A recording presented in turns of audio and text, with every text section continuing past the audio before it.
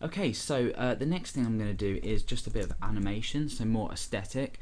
At the moment you'll notice that when I click the save button this just appears, there's no animation associated with it whatsoever. What I'm going to now do is define the show option, and we can do things like fade, all the usual jQuery animations, so you can go ahead and look these up. But now when I click save you can see that fades in as opposed to actually just appears, so perhaps looks a bit nicer depending on the application that you're creating. And we can choose more fun things like bounce if it's applicable to what you're trying to do. You can see it just bounced in, and now we can click OK. I find this one to be a bit annoying, but there you go, it depends on what kind of application you're creating, but by default it's just set to show, so that means that it will just appear and nothing else. Now another important thing to look at is the modal option. Now modal is when you have a dialog box appear, and this will become center stage almost, and anything else will be disabled. So at the moment, for example, if we were to click save and it said setting to saved, we might be able to then we will be able to then carry on using the website as normal. So let's say you had a variety of other buttons and menus, the user would be able to carry on using your website, and they would just be able to leave this dialog box open. So what we can do is we can go ahead and we can set modal to to true. And this will automatically allow or create the dialog box as the main window, and we have to close that before we can do anything else. It will also apply a really nice background image to show this effect, so it almost that's not worked, so modal, not model. It will set this nice background faded image, and we can't actually click any other buttons. So we've got our dialog box up, and we've got no choice but to click OK or close this off, or any other buttons you might want to specify before we can return to our normal site and start to use some of the other functionality.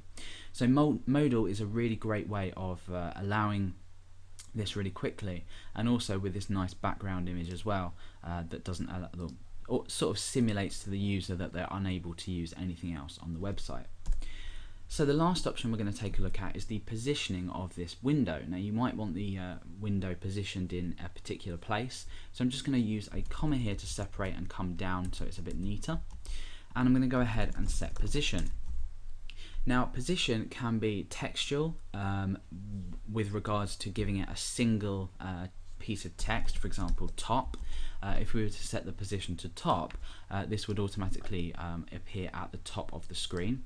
I could also then just change this to bottom, and that would then appear at the bottom of the screen. And the only problem with this is that we can't supply different parameters, so we can't say top center, for example, or we can't say top left. This isn't going to work, it will return an error, or it won't return an error, but it's not going to allow us to work. So you can either specify a single option, so for example top or center, which is set to by default anyway, so that shouldn't really be too much of a problem.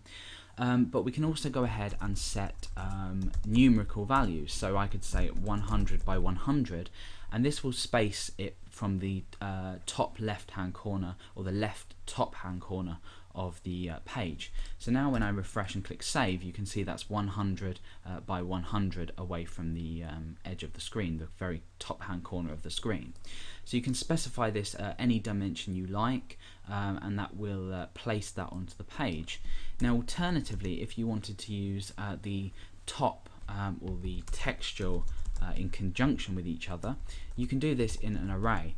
So we can specify two different options. For example, if we were to supply top left, now what's going to happen here is this is going to produce or this isn't going to work. It's not going to produce an error, but this isn't going to work. And the reason being is that left is where we start the very left hand side of the screen, so down here, what is essentially the y-axis we start at. So when we supply top left, it's not actually going to work. So let's go ahead and check that out. You'll see that it's just in the center still.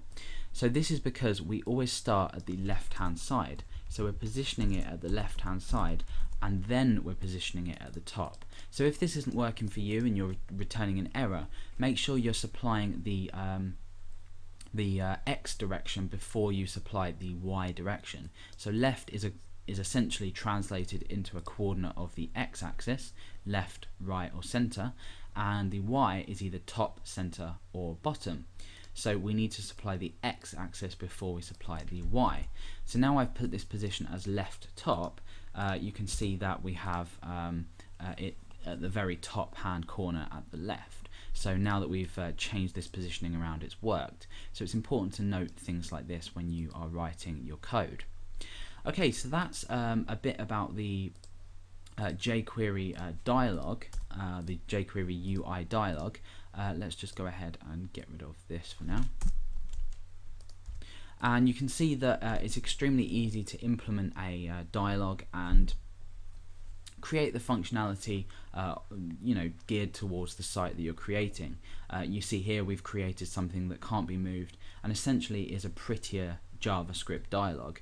Instead we're using a div. So the initial advice I gave about just keeping this dialog as standard means that you could then go here, and if you had another button down here, you could then change the dialog title and the dialog text to suit you before you show it. So you can apply this single div to a lot of other events as well.